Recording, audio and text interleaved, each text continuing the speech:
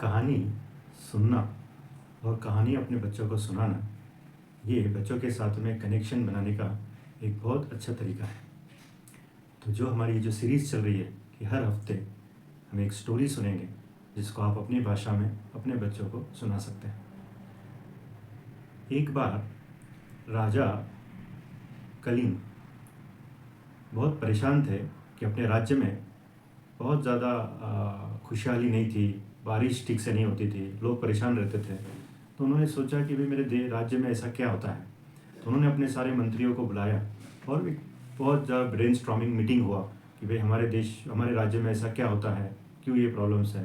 तो बहुत चर्चा होने के बाद में किसी ने बताया कि जो बाजू में राजा धनंजय का जो राज्य है वहाँ पर तो बहुत खुशहाली है, वहाँ बारिश टाइम पे होता है, वहाँ पर बहुत लोग खुश रहते हैं।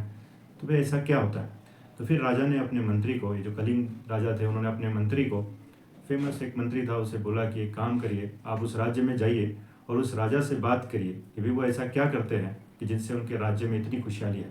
और साथ में आप ये 3 सोने के पत्ते लेकर जाइए, गोल्ड लीव्स, इसके ऊपर लिख कर लाइए कि भाई वो इतना ऐसा क्या, उनके टॉप 3 सीक्रेट्स लिख कर लाइए कि जिससे हम भी पालन करके अपने राज्य में खुशहाली का लाने का प्रयास करेंगे।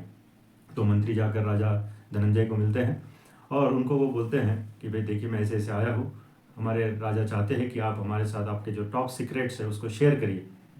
तो राजा बोलता है कि देखिए भाई मैं तो इस लायक नहीं हूँ कि मैं आपको कुछ टॉप सीक्रेट सिखाऊँ। मेरे राज्य में अगर कोई खुशहाली है तो वो किसी और की वजह से होगी, मैं तो बहुत पापी हूँ। बोले आप पापी हो? बोले हाँ, हमारे यहाँ पर एक बार कार्तिक महीने में एक रिचुअल होता है, एक परंपरा होती है जिसमें राजा चारों दिशाओं में 4 बाण छोड़ते हैं। तो मेरे 3 बाण तो ठीक थे, लेकिन एक बाण जो एक सरोवर में गिरा और वहाँ पर उसने बहुत मछलियों को मारा। तो वो मछलियाँ जो थी वो भी मेरे राज्य का हिस्सा था, मेरे नागरिक थे, तो उनको मैंने मारा है। तो फिर ये राजा क्या काम का, तो मैं तो कोई अच्छा राजा नहीं हूँ, आप किसी और से पूछ लो। तो ये मंत्री बहुत इम्प्रेस हुआ, भाई मछलियों को तो मारा है, लेकिन ठीक है। तो वो मंत्री क्या करता है, वो अपने उस राजा के, धनंजय राजा के माँ से जाकर मिलता है कि देखिए मैं ऐसे ऐसे आया हूँ, मुझे आपके राज्य के 3 टॉप सीक्रेट्स चाहिए कि भाई आप क्या करते हैं ऐसे। तो फिर उसकी माँ बोलती है, मतलब उस राजा की माँ बोलती है, देखिए मैं तो कोई अच्छी व्यक्ति नहीं हूँ, क्योंकि मेरी 2 बहुएँ हैं और इन दोनों बहुएँ में मैं हमेशा भेद करती हूँ। मुझे एक ज़्यादा अच्छी लगती है, बड़ी वाली, छोटी वाली मुझे पसंद नहीं आती है। तो जो व्यक्ति 2 बहुओं को ठीक से एक जैसा नहीं रखती है तो वो किस काम की, तो मैं तो इस लायक नहीं हूँ। तो मंत्री सोचते हैं तो कमाल हो गई भाई। फिर वो एक उसी राज्य के सेनापति के पास जाते हैं कि सेनापति को बोलती है कि सेनापति आप तो बताइए आपके यहाँ का टॉप सीक्रेट्स क्या है। तो सेनापति बोलता है कि भाई आप किसी और से पूछिए, मैं तो सही आदमी नहीं हूँ। तो बोले आपने क्या किया। तो बोले एक बार राजा अपने सोने के रथ पर चलते हुए आ रहे थे, सोने के रथ पर आ रहे थे, तो उनको जब मैंने देखा तो मेरे अंदर इच्छा जागृत हो गई कि शायद मुझे भी ऐसा ही सोने का रथ मिलना चाहिए था। तो ये तो सही नहीं होता है कि आप, आपके जो राजा है उनकी चीज़ों को आप उपभोग लेना चाहेंगे, राइट, वो तो राजा के लिए ही होता है। तो मेरे अंदर लोभ है, लालच है, तो मैं तो अच्छा व्यक्ति नहीं हूँ।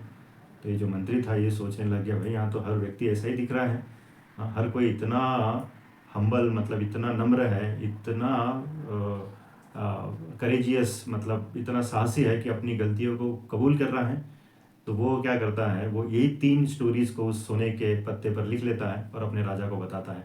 राजा भी इम्प्रेस होते हैं और फिर वो भी अपना राज्य उसी तरीके से चलाने का प्रयास करते हैं। तो इन स्टोरी से हम सीखते हैं कि हमारे अंदर भी साहस होना चाहिए, हमारे अंदर भी नम्रता होनी चाहिए, अपनी गलतियों को कबूल करें, अपनी गलतियों को अवेयर हो और फिर उनको सुधारने का प्रयास करें। Thank you.